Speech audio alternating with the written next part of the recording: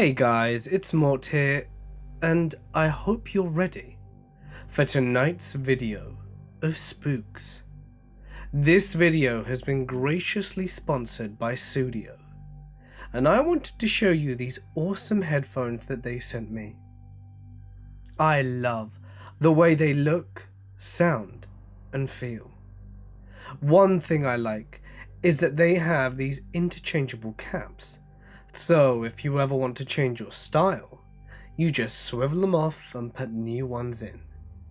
If you would like to get your very own, be sure to use the code MortisMedia15 to get a sweet 15% off at checkout. Also, please don't forget to share the love and leave this video a big like. But without further ado, it's time to get comfortable and let the darkness take control. One of my older security sites included patrolling the basement of a historical site train station. In this basement, there were all the standard utility rooms, disused lavatories with a sign saying "Beware of the Leopard," and storage spaces for offices and restaurants attached to it, or operating out of the train station. Most of the day, these basement hallways were completely empty, save for whichever poor guard was on the certain post, requiring hourly to quarter-hourly patrols of the entire basement. Now, while we did all have radios and worked in a team of typically 14 people spread across a block radius, much of the space in the basement allowed transmissions to come in clearly from control or other guards, but there would be frequent issues with transmitting out to them. This made the basement especially nerve-wracking for whoever patrolled there, because there was only a single means of communication to anybody else down there, and it was honestly a crapshoot. So there I was, working a graveyard shift and walking through these ridiculously long and creepy hallways that echoed in a really disorienting way. I reached the end of one of these hallways that turns into a T-shape, with a couple of utility rooms running along the top of the T. Directly in the middle, I hear footsteps walking around and moving objects along the floor in between groups of steps. Normally, I'd figure it to be a civil worker and get their attention, so I could quickly check out if they're supposed to be there or not. But this night shift, the station is completely closed, and nobody is supposed to be down there. I had an earpiece on my radio, so I wasn't worried about whoever was there hearing someone respond to my call, and whispered a hail to control. The second I did this, the walking sound stopped, and I could feel my heart in my throat as I stood there terrified. Through the crack in the bottom of the big metal door to the utility room, I saw two bits of shadow come through the inside light, where two legs stopped, showing someone standing directly on the other side of the door. But I still didn't hear any footsteps as they do so, which really shook me. Then, the light on the other side of the door was switched off. I stepped back and put my back into a corner against a wall as control responded to my hail. For about 5 minutes, I kept trying to request another guard to come and meet me, because I thought someone was in the basement area. But because of the shitty reception, I could only hear the irritated voices of control repeating, "Go ahead," and "What is it?" Giving up, I took up my flashlight and approached the door in a fighting stance, and ready to shit my pants at the drop of a hat. I knocked on the door and announced myself as security and waited. There was no response, of course. My other hand put the key in the doorknob, and I opened it just enough to take the key out and ready myself before flinging the door open as I quickly scanned the inside of the creepy-ass brick-and-mortar room. Nothing. Not a damn thing. I flicked on the light and walked around, still keeping my back to the wall as I did. I eventually found a signal and requested another guard.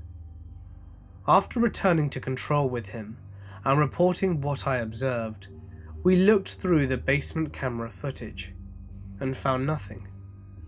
Nobody skulking the halls at midnight, nobody going into the utility room, and nobody leaving. But you can see points in the video where the light under the door turns on, the shadow under it, and then the light turning off again as I stood there. I quit a while after for other reasons, but I talk with my buddies there when I transit through the station for work, and they all have their own stories of similar things happening there. But this is mine. It's actually kind of exciting to share one of my experiences. During my early 20s, I worked as a meter reader in Iowa City, Iowa. A meter reader is the person who records how much electricity, gas, or water you've used each month. If your meters are on the inside and you want an accurate bill, a meter reader must enter your home, whether you're there to let them in or not. I need to let you know that we only entered homes if consent was given by the customer when they signed up to our services, as customers also need to provide us keys. Entering a home when the owner isn't present is something that I never got used to.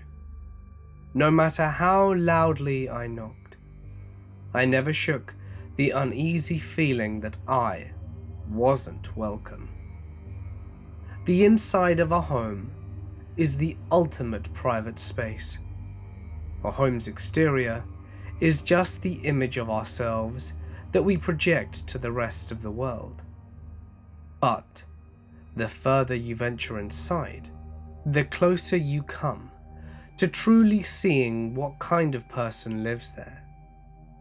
And if you want the raw, unfiltered truth, head for the basement. I hate basements. I've seen walls that look like giant, static-filled TV screens, until I realized it was roaches scurrying across a white background.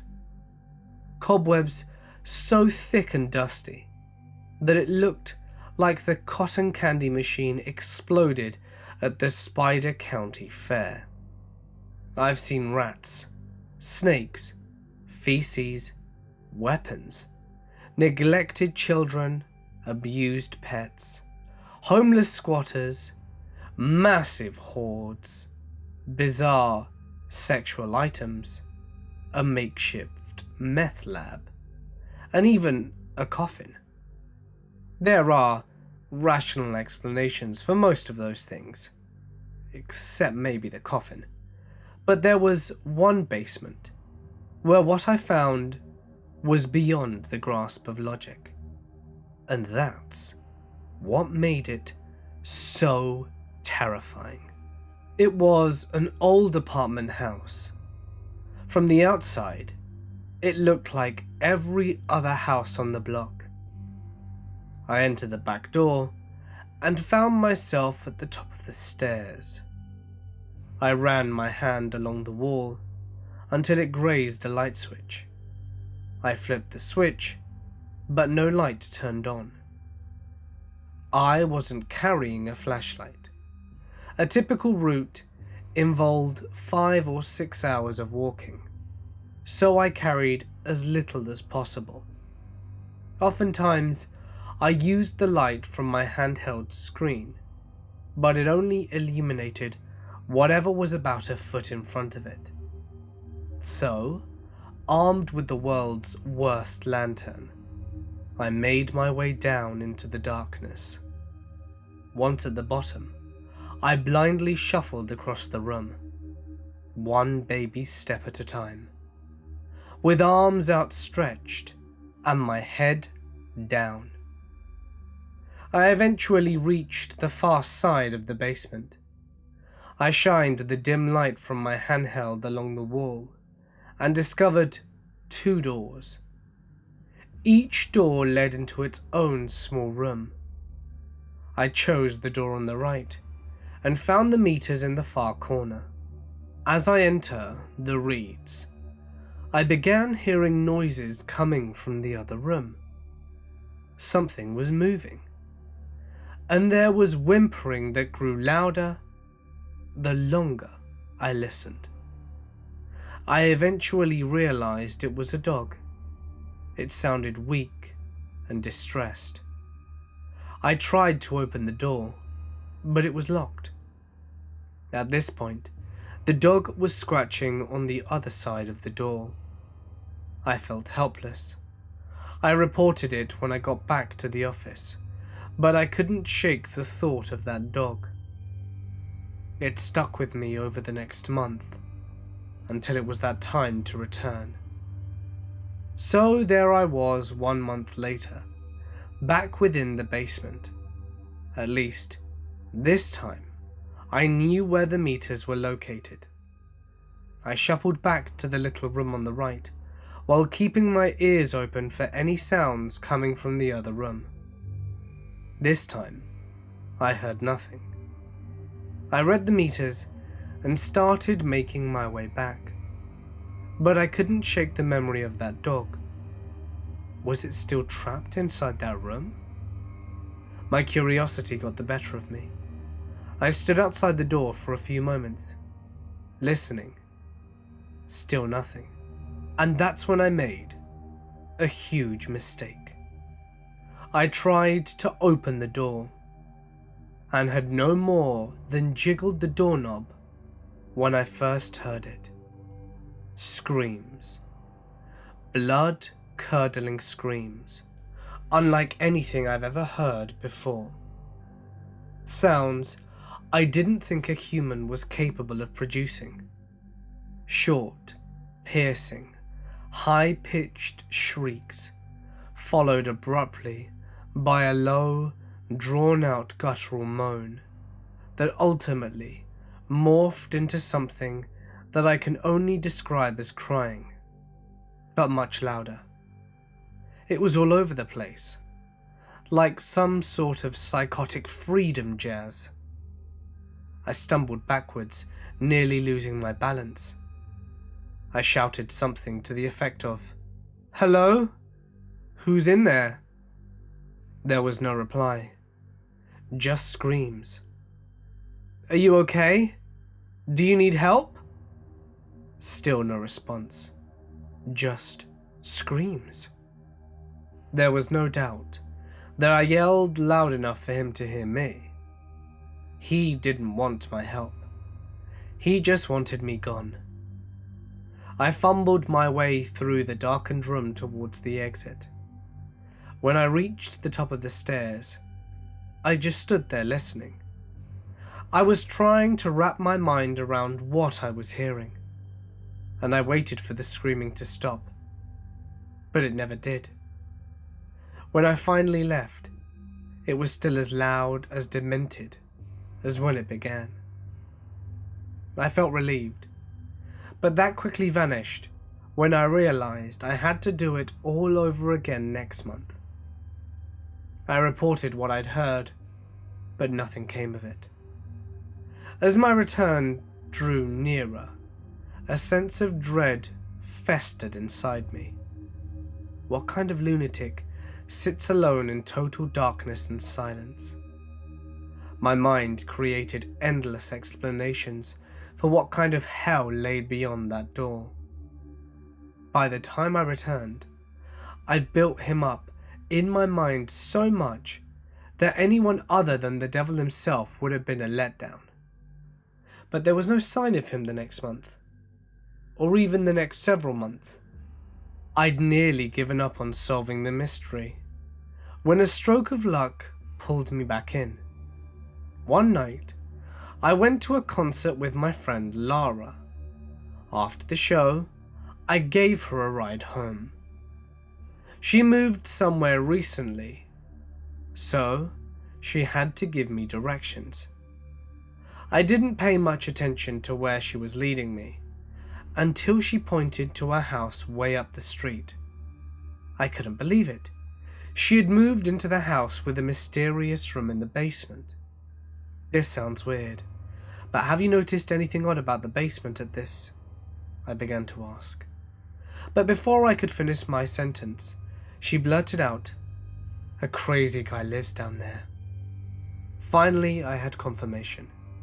She went on to tell me that even though her apartment was in the attic, she often heard him yelling late at night. But that wasn't all. She had actually met him. One day, while walking to her car, she saw him standing in the lawn. He stood perfectly still, with no expression on his face. He was directly in her path, so she cautiously made her way around him. She noticed he was staring at her, so she offered a friendly "Hi" as she passed. He had no reaction, except for one unsettling exception. He stuck out his tongue and quickly sucked it back into his mouth and resumed acting like a statue. Thoroughly creeped out, she got in her car and drove away. And 2 or 3 months later, I finally met him myself. I entered the back door, like I had done so many months before. This time something was different. There was a light on in the basement. I peered down the staircase. At the bottom, a ragged-looking dog was staring at me. It was the same dog I'd heard during my first visit. Then I noticed something else behind the dog. I could see a pair of bare feet. The ceiling blocked my view of the rest, however, of who was standing there. But it didn't matter. I knew it was him. I know this probably doesn't make sense, but at this point, my desire to finally get some answers outweighed my fear. I shakily called out, "Meter reader," and started to make my descent. As I made my way down, more of him was revealed. He looked to be a middle-aged man. His head was shaved, and his eyes were wild. He was wearing pants but no shirt. What I remember most was how lean and sinewy his body looked. It had the look of a body that was never at rest. I explained who I was and what I was doing there. To my surprise, not only did he talk to me, but he actually sounded somewhat normal. The volume and pitch of his voice was odd, but he said the same sort of things that most people typically say to meter readers. I even started to doubt whether or not he was the same man I heard screaming, but his behavior slowly removed all doubt. As I took the meters, he rapidly paced back and forth. He was constantly wringing his hands together, and spastically cocking his head from the side. The longer he talked, the more agitated he became. He began grimacing. A little verbal tics started popping up in his speech. Every so often, he blurted out aloud, "Ah," in the middle of a sentence. He was trying to suppress these sounds, but he was losing the battle. I started to make my way to the exit. He followed, and his verbal outbursts grew louder and more frequent. I was petrified. When I reached the stairs, I drew our conversation to an end and said goodbye. As I turned my head from the staircase, he could no longer hold it in. Screams. The very same unforgettable screams that I'd heard coming from the locked room. I ran up the stairs as fast as my legs would carry me, flung open the door, and rushed back into daylight. A month or two later, I had a few friends, including Lara, over to my place. I was excited to tell her about my new encounter, but as I was relaying what happened, I could tell something else was on her mind. When I finished telling my story, she told me about something she'd seen a couple of weeks before. One day, she noticed flashing lights outside her window. She looked outside, just in time to see the police officers placing the man from the basement in the back seat of a squad car. She later found out from another tenant that he had attacked someone with a knife, and that was the last we ever saw of him. I don't know what became of the man in the basement. I'd like to think he got the help he needed, but maybe that's just because I'd rather not think of the alternative. I live in an apartment complex having 4 separate doors with a badge access, but sharing the same basement, which is also shared with the market so that their customers have a place to park their cars. To go down to the basement, you can take one of the 4 elevators of each of the buildings by pressing your badge, which you cannot use to go back as the door can only open from the inside. To go back to your apartment without passing by the market, there are only 4 doors, one for each building, that opens with a code. Now for the actual encounter. It was around 1 AM when I realized I had forgotten to take the trash out, and since I ate mussels that night, it couldn't wait for tomorrow. First odd thing I noticed was that all the lights in the hallway didn't work, which made me uncomfortable, but not worried since it was summer, the perfect time for maintenance. Second odd thing was the basement. Just when I started pushing the door, the lights that should normally be off were on. There are sensors in the basement that turn on the lights when someone comes in. Relating it to the electricity issue in the hallway, I continued my way to the trash disposal. Now, being lazy, I kept a hand on the door while throwing the bag with the other. Just when I left the room, I heard a sound. I can't say exactly what it was even now, and all I can give you is a description from my memory. You know the sound that a person makes when they are in extreme pain, trying to scream, but the pain just won't let their voice out, which leads to a continuous sound? The last cry of a moose trying to call his comrades for help while being eaten by a lion. It was that kind of sound, whether it came from an animal or a human. Now that I think about it, the voice was omnipresent from the second I put my foot into the basement. But it didn't get my attention since they put all the machinery related to the water heating, central heating, and God knows what other machinery down here. So I attributed it to one of those sounds. But I listened closer.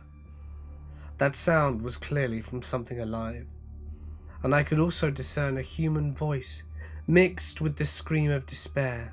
I shut the bin room door slowly, and it closed loudly behind me, and with it, the mouth of whoever was talking somewhere in the basement came to a close as well. As I can't tell exactly where it came from with the echo, at the time my heart was beating twice as fast. I was trying to reassure myself that it may be someone coming home after getting drunk or something, or that perhaps someone had hurt themselves and needed to go to hospital. In both cases, I wanted to offer my help. So, I shouted out, "Is anyone here?" Needless to say, it was the worst decision I made. I heard a sound of what I assumed to be the door of a trunk, which made the scream stop, followed by footsteps. Whoever did that to a living human being was now running towards me after locking a screaming individual into the trunk of their car. At that point, I couldn't think of anything but surviving. I ran towards my only exit, which was the door. I punched in the code, my fingers shaking. It gave a red light. I typed it in again, my hands shaking more than before, the adrenaline surging through me. I heard the footsteps. They were imminent, and I knew this was the end. But at that very moment, the light flicked green, and I pushed the door open and slammed it shut beside me. My whole body was in shock, and I knew that someone was chasing me. I began running up the stairs as fast as humanly possible. Now you see, I live on the 6th floor, but I am used to climbing them daily. As I don't do a lot of exercise, I see climbing the stairs every day as my sort of penance. But anyway, I was running up them, adrenaline surging through my blood. When I reached the 3rd floor, I heard the door open downstairs. Shit. We both couldn't see, as it was very dark, as the lights weren't working, and I ran as fast as I could, hearing the footsteps trail behind me, worrying that they were going to gain on me, or that they would know where I live, and from there, I would be cornered. I reached my door and locked it, my body shaking from head to toe. The person chasing me seemed to have more trouble with the stairs than I, so by the time I opened the door, he was still very far, judging by the sound. The moment I locked the door, I couldn't control any of my muscles and fell to my knees. It took me around 15 minutes to regain control of my body, and for my brain to become operational again. I never told anyone out of fear. Maybe I should have. Either way, creepy man in the basement. I hope we do not meet again. I was in my 2nd year of college, and my girlfriend and I wanted to hit up a new club that had just opened recently in downtown Toronto. The only problem was that we went to school in Etobicoke, which is generally a part of the Greater Toronto area. But the only way to get there would be to take an hour-long transit ride, and it's not really worth it because the bus from the subway station stopped at 10. Or drive. Monique, Josie, and I enlisted our friend Ashley to drive. She wanted to come, but she hadn't been eating and was feeling sick, so she didn't want to get drunk. Great. We pre-drank, played drinking games, and got into Ashley's car, very steamed up, as we rode our way to the club. The club was a lot of fun, until my friends and I noticed Ashley passed out on the ground. Turned out, she had been drinking cranberry and vodkas all night, and was absolutely hammered. We haul her upstairs into the lounge area to figure out what to do next, when she suddenly runs into a bathroom and throws up. I follow her and notice she is throwing up blood. I freak out. I navigate her back to the lounge area and try to figure out what to do with my other friends. Ashley absolutely refused to go to hospital. She was beyond wasted, and she didn't have her health card on her, so we decided to get some water and food. We drag her out of the club and head over to Subway, the sandwich chain, on Queen, about a block or so away from the club. While we were eating, a group of guys was chatting us up. We asked them what we should do, and they gave us a bunch of hostels to check out. We thank them and they leave. And we try to get Ashley to leave, but it's not happening. She refuses. She wants to eat her soup first. Groaning, Monique, Josie, and I decide to let her finish it. While we are waiting, this group of Armenian guys come in. They sit in the booths around us talking to us. One guy in particular is interested in me and keeps propositioning sex in the bathroom of the basement. I was obviously creeped out, so I said I didn't think it would be a good idea.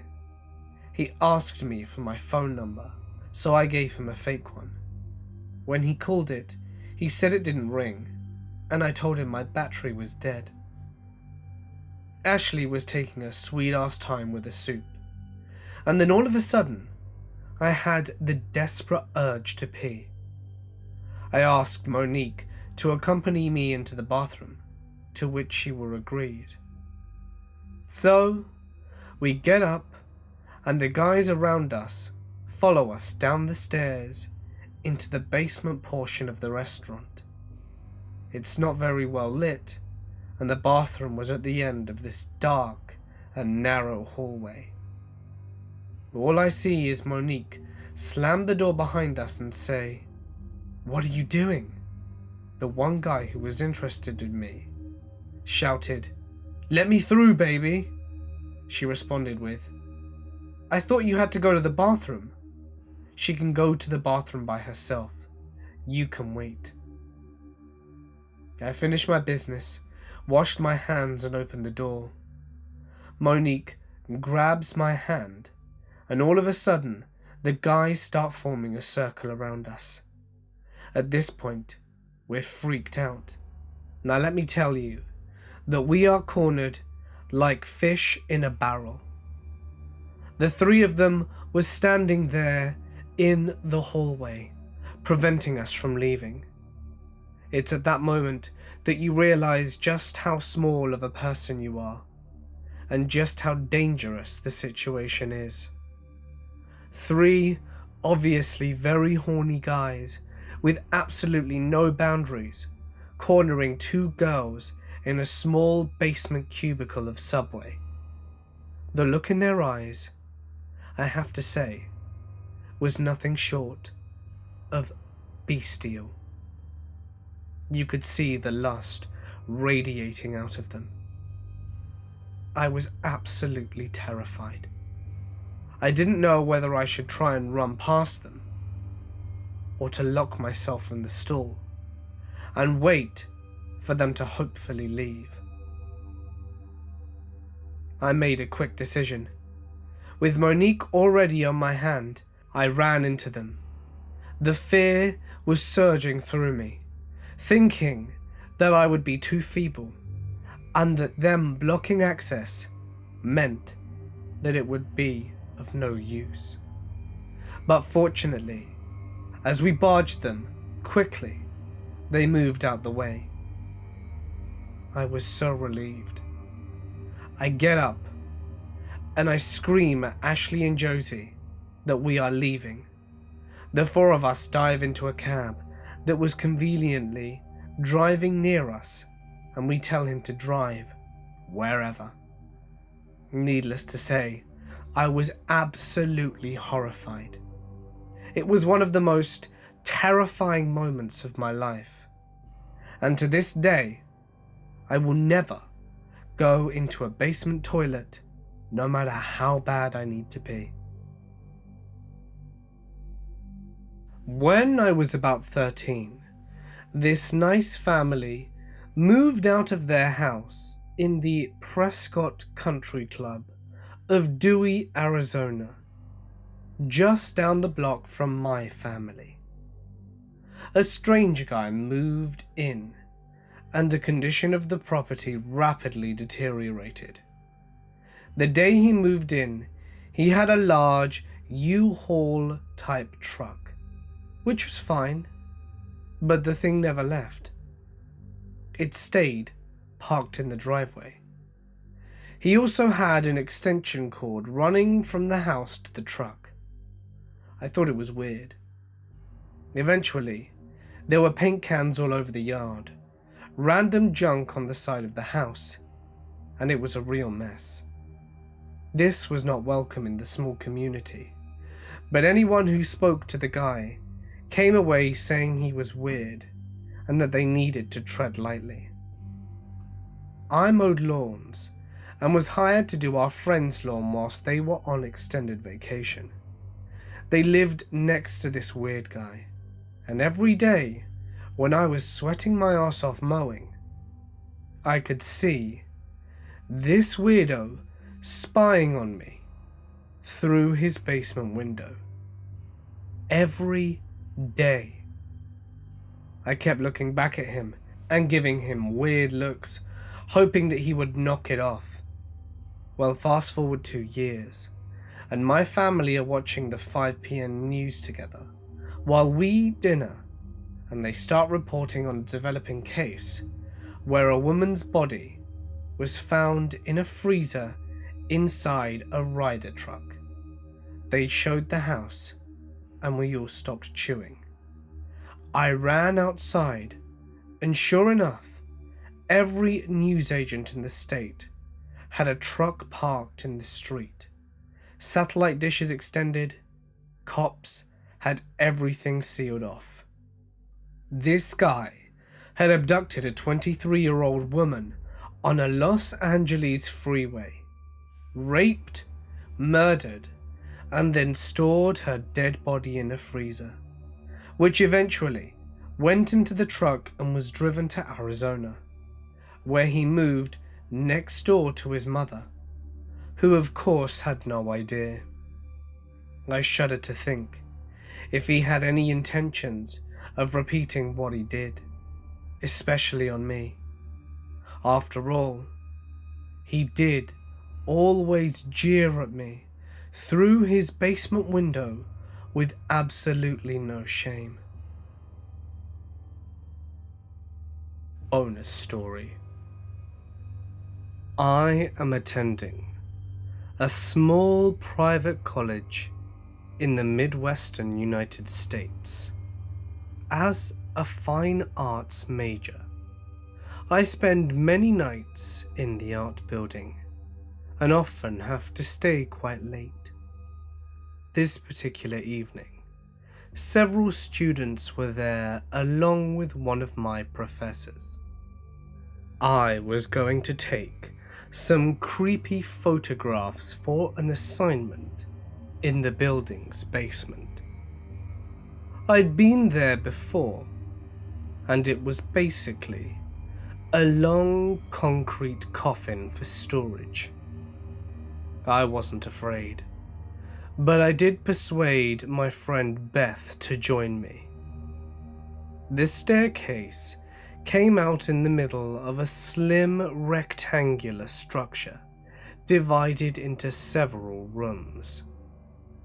We turned on all the lights to see stacks of artwork and old documents were piled in every corner and crevice, and someone had sneezed cobwebs over everything.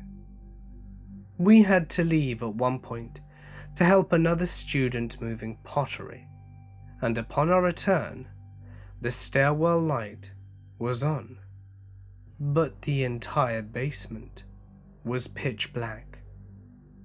I was certain that we'd left the lights on. I asked Beth, but she just mumbled a quiet, "I don't know," and I figured that perhaps I had forgotten. We were in a room about 40 feet long, and were positioned on the side furthest from the stairwell. Our only light source was coming from the far right room. The white light spilled across the graffitied wall I'd be photographing. The back of the room was occupied with a huge heating and cooling duct system. It took up almost the entire back wall, and pushed into the room about 5 feet. Stacks of cardboard boxes and tools cluttered the area around it. I tried to pass the time with chatter. I almost thought some horribly grotesque art project gone wrong would jump out of the shadows. About 20 minutes had passed when we heard a faint sound coming from the stairwell. It sounded distant. I asked Beth if she'd heard it, and received a nod. It sounded kind of like someone clapping their hands together, but we were definitely the only two down there. I shivered internally and continued talking. We then heard a very loud scrape sound, and all the talking stopped. It sounded like someone was dragging an object across the hard floor, like cardboard across concrete. I stood up, and the sound came from inside this room near the stairs. I thought it was an animal, but how could it get down there? There was only one entrance and exit, and my eyes darted from side to side, searching the darkness. Then, without warning, a small cardboard box shot out from behind the far end of the duct machine. It slid across the floor, and my stomach dropped like a weight.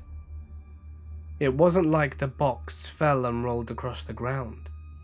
Someone, or something, threw, pushed, or kicked the damn thing. It came out like a rocket. Something was in there with us. I grabbed Beth's arm. Her eyes were wide and glued to the box. She was visibly terrified. There was no way anyone else would have gotten in here without us seeing them. My logical brain was screaming the fact. But what on earth moved the goddamn box? My brain was reeling as I shifted back to the only lit room. The light felt safe now. Do you want to go?" I heard Beth whisper. Was she crazy? "If you want to go, I'll go too." While I gave her props for her manners, we couldn't just go. The box was sitting right in front of the opposite door, our only escape to the safety of the staircase and a light switch. There was no way I was going to just waltz by whatever kicked it out there. I stayed silent though. I wasn't sure I could talk. During that time, we heard small sounds from behind the big machine. A tap, like an impatient hand drumming on a metal desk. But it soon escalated to a loud bang. It was so loud that the tight space made it echo and intensify. We didn't know what the hell was going on. We had no idea what to do or where to go. All we could hear was the constant noise, but we couldn't see anything in the darkness. It was so frustrating that I somehow found my voice, and I started to yell. "Who the hell are you?" It sounded much less intimidating than I intended. "You'd better knock that off," I said, unconvincingly. My hands were shaking. And it was then that the noise changed, and we heard one of the most disturbing sounds I've ever witnessed. But it wasn't because of the sound itself. This awful screeching and scratching reverberated across the room. It literally sounded like nails on chalkboard. But I knew what it was, and it scared the shit out of me. Something big was crawling behind the damn machine, and I could tell it was coming towards us very quickly. That was the most disturbing part. It moved so desperately towards us, straining against the machine and scraping the wall. It was like running a concrete block against a cheese grater, and amplified 1,000 times. It must have been a tight fit for whatever it was, and we couldn't see a damn thing. In my head, all I could imagine was some sort of disgusting and disfigured person scrambling towards us. Probably had gross teeth, 5 legs and a knife. Maybe they had been down there for a while and we disturbed them in their hidey hole. People didn't venture to the basement often, and there certainly weren't routine checks. Someone could theoretically hide down there. Either way, I knew they were trying to attack. Nothing moves that fast to say hello. My adrenaline was pumping, and Beth looked about ready to keel over in fear. I scanned the room for some sort of weapon, and the closest thing I found was a nasty-looking plunger. It may not have been the most graceful choice, but it was better than nothing. Another noise echoed from the other end of the room. It was definitely a cell phone hitting the concrete on the far end, but it wasn't either of ours. Instantly, all my fear turned to anger, like a switch flipped. I knew who it was, my best friend. "Carrie, you bitch, you dropped your phone. Get out of here so I can kick your ass." I was seething. Adrenaline doesn't mix well with anger, at least not in this situation. I started moving when whoever had been moving towards us behind the machine jumped out right behind Beth. It was a short, hefty person, but their face looked remarkably like a bleached pig, complete with beady red eyes. I quickly realized it was a disturbing mask, and the person instantly sprinted towards us, and I stumbled back with a gasp. My hand was in a fist, and I swore I was going to punch someone, when I heard stifled laughter.